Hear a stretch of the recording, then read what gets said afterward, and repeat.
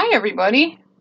I don't know what my husband did, but for some reason my camera is working now on my computer and I'm very thankful about that. So I'm going to film this on my camera on my computer. The other ones have been filmed on my iPad, or my husband's iPad. But I have, oh my gosh, I'm so excited about this. I watched a movie.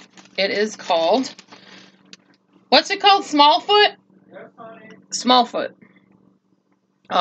Highly recommend this movie. Highly, highly recommend it. And all rights go to Warner Brothers. It was Warner Brothers, right? Yeah. Warner Brothers. Just so you know. So I'm not copywriting anything at all. I'm just telling some interesting things about the movie. All right, so the movie is about Migo, which is a Yeti, like a abominable snowman type creature, I guess. And the whole point of the movie was this group of Yetis was taught that SmallFoot people, which were human beings, SmallFoot, because they had smaller feet than they did, they called them SmallFoot. They were not supposed to have anything to do with them. It was the world out there. It was a dangerous world.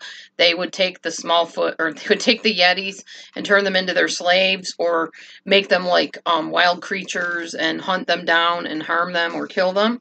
So the Yetis were taught not to ever go underneath the clouds, basically, into the world of the humans, the Smallfoot people.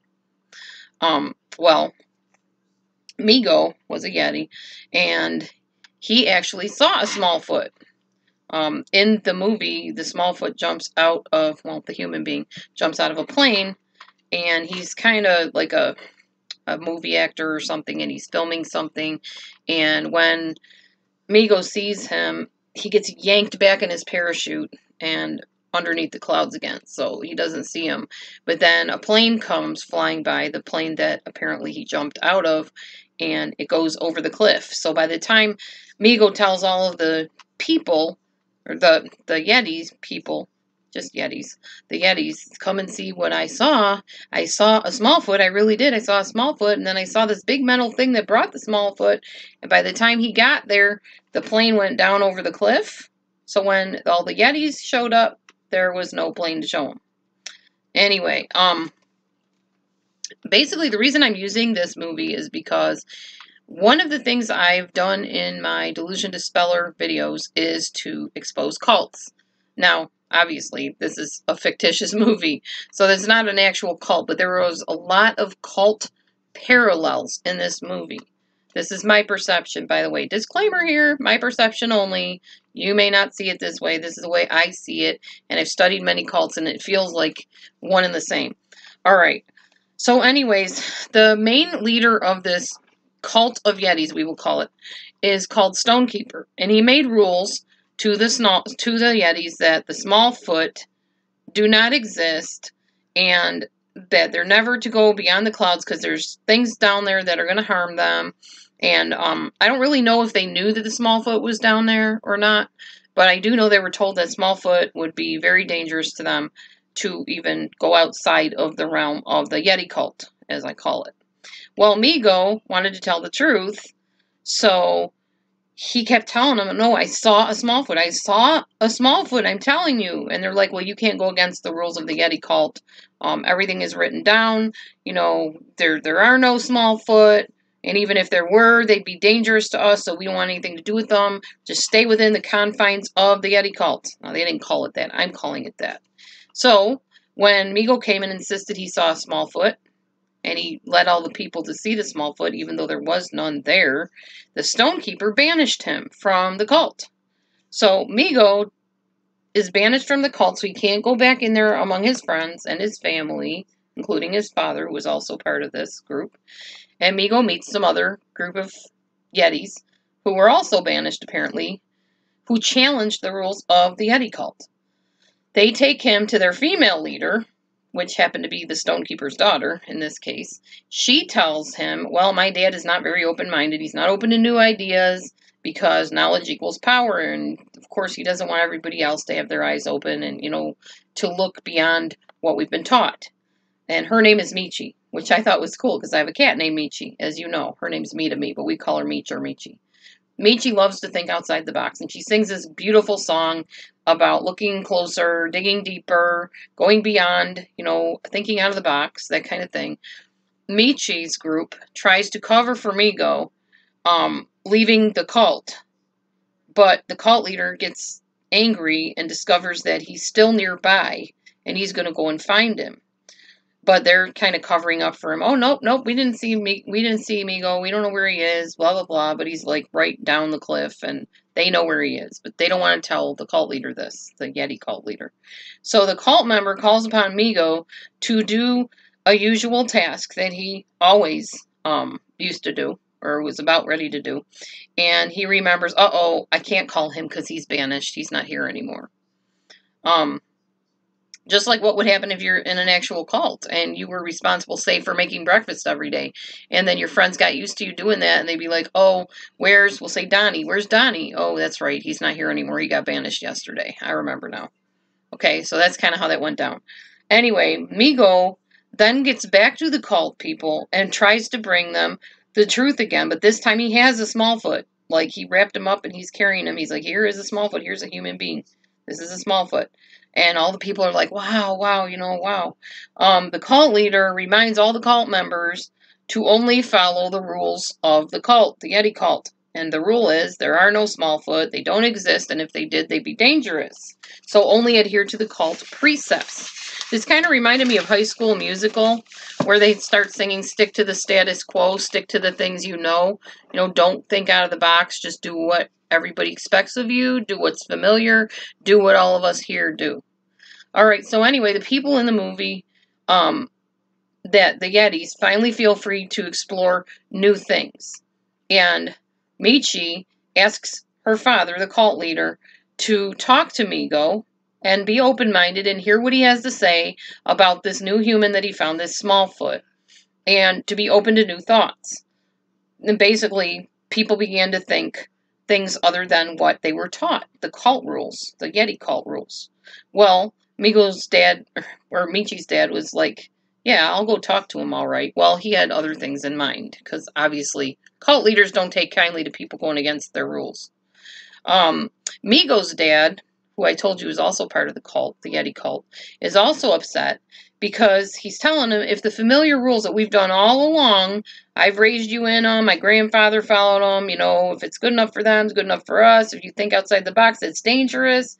We don't want to lose you from the cult, but, you know, if you keep doing this, we're going to have to disown you, basically. We're going to have to banish you, and you'll lose your position. Remember, Migo is trying for a position in this cult before he got banished. So, and in this case, it was banging his head on a gong daily to basically, you know, announce that the day had started, I guess, or something. I don't know.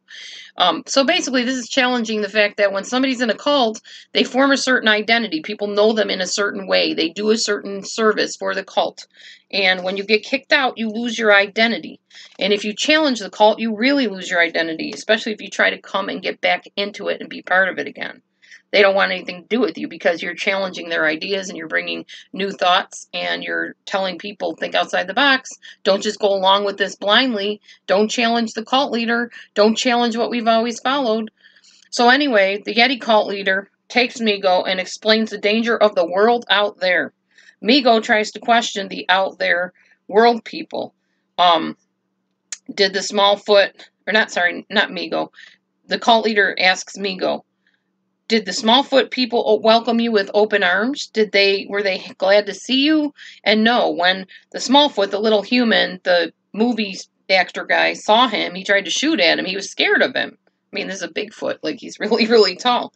So he's thinking, no, he really didn't welcome me. And the cult leader's saying, well, see, we're telling you they're dangerous. That's what I've been teaching you. We know you want to think outside the box, but you need to trust us because this is the way it's always been. So, often people outside the cult will reject the people that were inside the cult so that the leader will warn those people that the non-cult members, the people that defected from the Yeti cult, or not the people, but the Yetis that defected from the Yeti cult, are dangerous. Because now they've seen the world. They're out there with those dangerous people. Let's be careful. You know, if they came back into the cult, we can't welcome them openly. We can't trust them because they've been associated with those people out there in the world. You know, the Yetis have. They encourage you to protect your family members who are still inside the cult. Do you really want to go outside into that dangerous world? Do you want to bring harm upon your family and bring all those people, those Smallfoot people, back here if they do exist out there? And by saying that the non-members are the ones who are wrong and dangerous now. So when you leave a cult and you try to come back to a cult, visit your family, they will tell your family, be careful what they say. Remember, they've been out there with the dangerous ones. So the cult leader then tells people that Migo has something to tell them. And he has urged him to tell all the Yeti people, the Yeti creatures, that he had lied to them, that there really isn't a Smallfoot out there, and there's no other Smallfoot out there. Small feet, I guess. There's no other people. There's no other humans. They don't exist. He lied. It was really a yak that he saw and found. And basically there was a regrouping of the cult people by telling the cult people to go back to what they know. So here's Migo. He knows he saw the Smallfoot. He had the Smallfoot. He presented the Smallfoot. But now he's been told by the cult leader, this is dangerous. You don't want to open the people's minds to this. You're leaving your family open to attack. You need to go and lie to the people. He didn't tell them really to lie. He does, but he doesn't. You need to go tell them that you were lying, that you really never found the Smallfoot. You need to tell them to all go back to the principles of our Yeti cult, of our group, and stick to that because that's safety for them. So he's establishing equilibrium and reset in the group by lying, basically. Often a cult member will wish that he or she never knew the truth. They'll start feeling bad that they ventured outside, and they'll go back to the familiar. They'll rejoin the cult. They'll become cult members even more avidly than they were before because it's just plain safer, and it's less isolating, and it's less rejecting. Because if that's all you've known and you've left, it's very painful to defect from a cult group. And it's bad when, you know, the only friends and family you ever knew start hating you and resenting you or not trusting you and maybe even shunning you. So they want to go back to the cult ways because it's just plain easier. Now, I can't tell you how the story ended because obviously you need to watch the movie for yourself, but it's called Smallfoot. And that just gives you a little bit of a idea, and you'll understand more when you watch the movie. But maybe that whet your appetite. If nothing else, I really definitely saw the parallels to cult activity. And one of the cults that I have been seeking to expose is the 12 Tribes cult. Now, obviously, the Yetis are pretend, but the 12 Tribes is a real, live group of people who go very much according to the same type of standard. You know, you don't venture outside what we tell you. You don't think for yourself. Don't think out of the box. Don't leave us, and if you do, when you come back here, don't bring all those things from the outside because those are dangerous people. They're evil. They're monstrous. They're devils. They're going to drag you into hell, whatever they tell people. This person that wrote the movie, his name is Carrie something. I can't remember his last name. Phenomenal. Has written a lot of other movies, too, that I absolutely loved. Carrie Kirkpatrick. Thank you. Carrie Kirkpatrick is his name. And he is one talented, creative producer. Absolutely phenomenal.